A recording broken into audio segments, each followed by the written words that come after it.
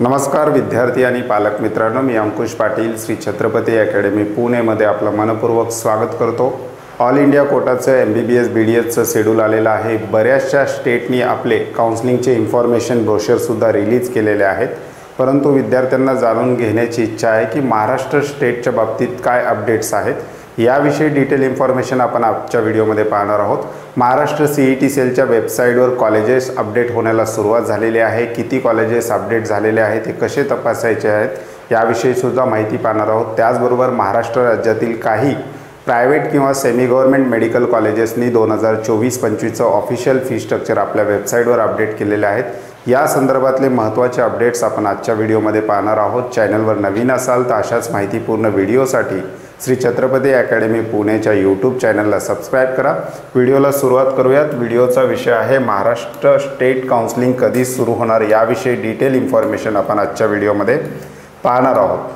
Maharashtra state काउन्सिलिंगच्या बाबतीत सगळ्यात महत्त्वाचे आत्ता सध्याच्या घडीला काय अपडेट आहेत ते सुद्धा आपण पाहणार आहोत। याच्यामध्ये दोन महत्त्वाचे पॉईंट आहेत जे आत्ता अपडेट झालेले आपल्याला पाहायला मिळतात। ते नेमके पॉईंट कोणकोणते आहेत? एक आहे CET सेलच्या वेबसाईटवर कॉलेज अपडेटला सुरुवात झालेली आहे आणि दुसरा आहे कॉलेजच्या वेबसाईटवर फी स्ट्रक्चर अपडेटला सुद्धा सुरुवात झालेली आहे। म्हणजे काही महाराष्ट्र राज्यातील प्रायव्हेट किंवा सेमी गव्हर्नमेंट कॉलेजेसनी फी स्ट्रक्चरला सुद्धा अपडेट त्या ठिकाणी करायला सुरुवात केलेली आहे। त्याचबरोबर शिक्षण शुल्क समितीच्या वेबसाईटवर सुद्धा काही कॉलेजेसच्या फी स्ट्रक्चर त्या ठिकाणी अपडेट झालेले आपल्याला पाहायला मिळतात।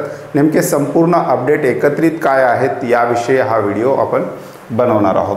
तर पहिली स्लाइड आहे की ज्या कॉलेजेसनी फी स्ट्रक्चर आपल्या वेबसाईटवर अपडेट केलेले आहेत ते कॉलेजेस कोणकोणते आहेत याविषयी माहिती घेणार आहोत। विद्यार्थी या कॉलेजच्या ऑफिशियल वेबसाईटवर जाऊन हे फी स्ट्रक्चर पाहू शकता।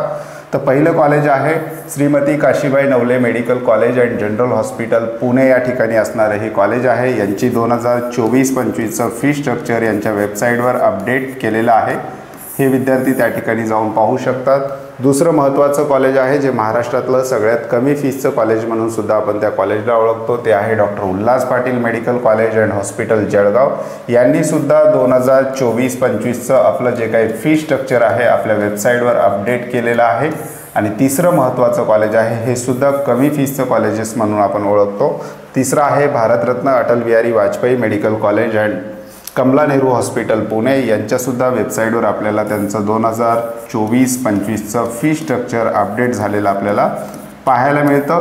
यांची जी वेबसाईट आहे ती थोडीशी आपल्याला व्यवस्थित चालताना दिसत नाही, त्याच्यामुळे हे जे काही फी स्ट्रक्चर आहे हे तुम्हाला आमच्या व्हॉट्सअप ग्रुपवर किंवा टेलिग्राम चॅनलवर सुद्धा आम्ही टाकणार आहोत। हे तीन महत्त्वाचे कॉलेजेस आहेत ज्यांच्या फी स्ट्रक्चरबाबत आत्ता सध्या अपडेट येते की यांनी यावर्षीच्या फी स्ट्रक्चरला त्या ठिकाणी अपडेट करायला सुरुवात केलेली आहे। हळूहळू जसे जसे ज्या कॉलेजचे फी स्ट्रक्चर येतील तसे तसे आपण विद्यार्थ्यांपर्यंत या चॅनलच्या मार्फत पोहोचवणार आहोत। त्यामुळे जे विद्यार्थी आणि पालक आपल्या चॅनलवर नवीन असतील तर माहितीपूर्ण व्हिडिओसाठी या चॅनलला सबस्क्राईब करा। पुढची स्लाइड आहे college update on CET cell website आणि शिक्षण शुल्क समितीच्या वेबसाईटवर कोणकोणत्या कॉलेजेसचे फी स्ट्रक्चर अपडेट झालेले आहेत आणि ते विद्यार्थ्यांनी कसे तपासावेत याविषयी आपण पाहणार आहोत।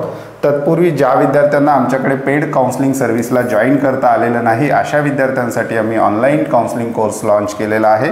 हा कोर्स आमच्या ॲपमध्ये आहे। विद्यार्थ्यांसाठी डिस्क्रिप्शन बॉक्समध्ये ॲपची लिंक दिलेली आहे, त्या लिंकवर क्लिक करून विद्यार्थी त्या ॲपला रजिस्टर करू शकतात आणि त्या ठिकाणी दिसणारा 1400 रुपयाचा ऑनलाईन पेड काउन्सिलिंग सर्व्हिस विद्यार्थी त्या ठिकाणी परचेस करू शकतात। याच्यामध्ये तुम्हाला ऑल इंडिया कोटा, त्याचबरोबर स्टेट कोटा, त्याचबरोबर other state open quota, MBBS BDS आणि BAMS फिजिओथेरपीसह संपूर्ण कोर्सेसची माहिती अगदी फोल्डर वाईज त्या ठिकाणी PDF स्वरूपात आम्ही दिलेली आहे आणि त्याचबरोबर येणारे अपडेट्ससुद्धा तुम्हाला या ठिकाणी मिळणार आहेत। त्याचबरोबर आयडियल चॉईस फिलिंग लिस्टसुद्धा आम्ही या कोर्समध्ये विद्यार्थ्यांसाठी नंतर अपडेट करणार आहोत। अशा प्रकारचा हा कोर्स आहे। डिस्क्रिप्शन बॉक्समध्ये कोर्सची लिंक दिलेली आहे। आता आपण पाहूयात की CET सेलच्या वेबसाईटवर जे कॉलेजेस अपडेट व्हायला सुरुवात झालेली आहे ते कॉलेजेस विद्यार्थ्यांनी कसे पाहायचे आहेत।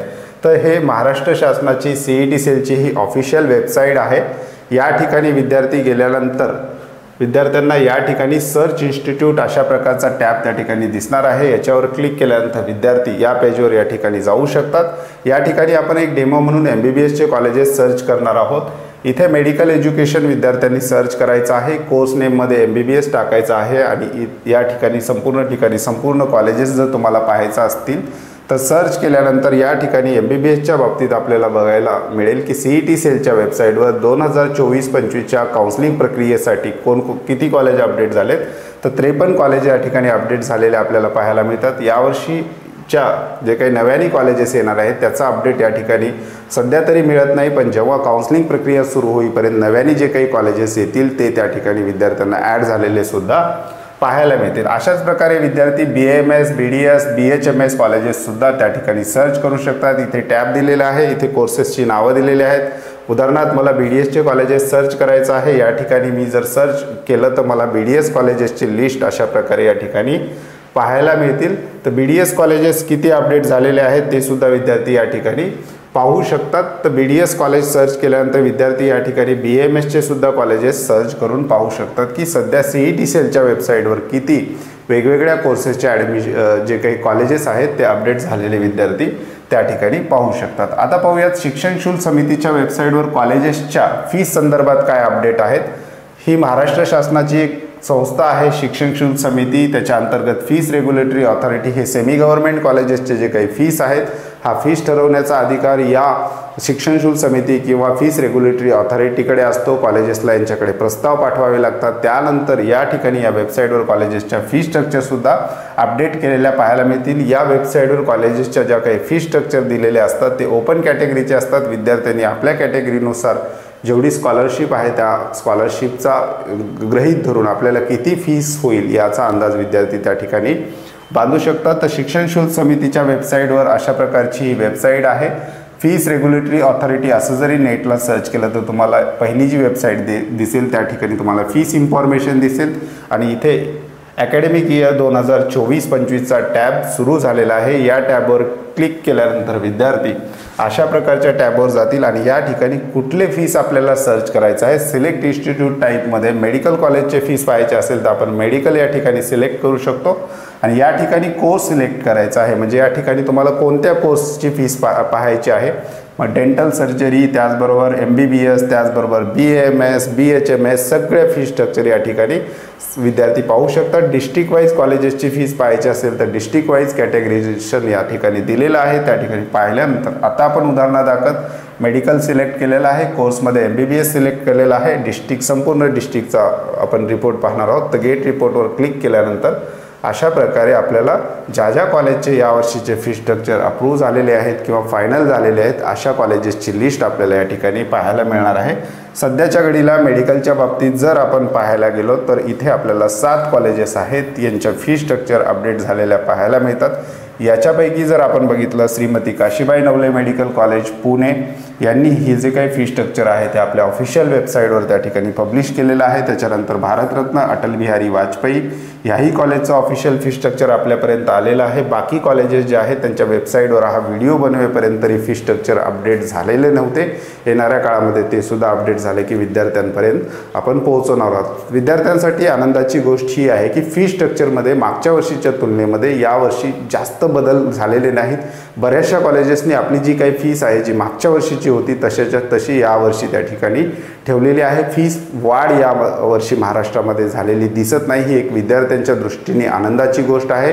त्याचबरोबर OBC, EWS, त्याचबरोबर SC प्रवर्गातील ज्या मुली आहेत यांच्यासाठी 100% फीस माफीचा शासनाने निर्णय घेतलेला आहे, ही सुद्धा एक आनंदाची गोष्ट आहे। आणि कॉलेज आपल्या पातळीवर यावर्षी फीस वाढवत नाहीत, ही सुद्धा एक आनंदाची गोष्ट आहे। अशा प्रकारचे अपडेट महाराष्ट्र शासनाचे आहेत। CET सेलची जी काही काउन्सिलिंग प्रक्रिया आहे ती कधी सुरू होईल याबाबत तरी सध्या CET सेलच्या वेबसाईटवर आपल्याला कसल्याही प्रकारचे अपडेट्स पाहायला मिळत नाही। CET सेलच्या वेबसाईटवर जर आपण त्या ठिकाणी गेलो तर त्या ठिकाणी आपल्याला ॲडमिशन पोर्टलवर जर आपण क्लिक केलं तर या ठिकाणी नीट UGचा जो काही टॅब दिसतो तो सध्या त्याच्यापुढे कुठली हालचाल असताना आपल्याला पाहायला मिळत नाही, परंतु BSc नर्सिंगच्या बाबतीत काउन्सिलिंग प्रक्रिया सुरू झालेली आहे। जेव्हा महाराष्ट्र शासनाची CET सेलची जी काही नीट UGच्या काउन्सिलिंग प्रक्रिया सुरू होतील त्या ठिकाणी न्यू नावाचा टॅब त्याच्यासमोर आला की आपण महाराष्ट्र शासनाची ऑफिशियल CET सेलची वेबसाईट काउन्सिलिंगसाठी पूर्ण तयार आहे असं समजू शकतो। परंतु सध्या तरी या ठिकाणी कसल्याही प्रकारचे अपडेट्स आपल्याला पाहायला मिळत नाही. पण हळूहळू कॉलेजेस जे आहेत आपल्या ऑफिशियल वेबसाईटवर फी स्ट्रक्चर त्या ठिकाणी अपडेट करताना आपल्याला पाहायला मिळतात. या ठिकाणी सर्च इन्स्टिट्यूट हा एक नवीन टॅब यावर्षीपासून सुरू झालेला आहे. विद्यार्थ्यांच्या सोयीसाठी या ठिकाणी विद्यार्थी कॉलेजेसची संपूर्ण लिस्ट या ठिकाणी सहज ऑफिशियल कॉलेजची लिस्ट पाहू शकतात. तर अशा प्रकारे महाराष्ट्र CET सेलच्या स्टेट कोटा काउन्सिलिंग प्रक्रियेचे अपडेट्स आहेत. येणाऱ्या काळामध्ये जसं शेड्यूल येईल ते सुद्धा तुम्हाला या चॅनलवर पाहायला मिळेल. त्यामुळे चॅनलवर नवीन असाल तर चॅनलला सबस्क्राईब करा. त्याचबरोबर ज्या विद्यार्थ्यांना आमच्या ऑनलाईन पेड काउन्सिलिंग सर्व्हिसमध्ये भाग घ्यायचा आहे, डिस्क्रिप्शन बॉक्समध्ये ॲपची लिंक दिलेली आहे. त्या लिंकवर क्लिक करून तुम्ही सहज आमचा online paid counselling service join करू शकता. तुर्तास आजच्या व्हिडिओमध्ये आपण इथेच थांबतोय. पुन्हा भेटूयात आणखी एका नव्या आणि माहितीपूर्ण व्हिडिओमध्ये. धन्यवाद.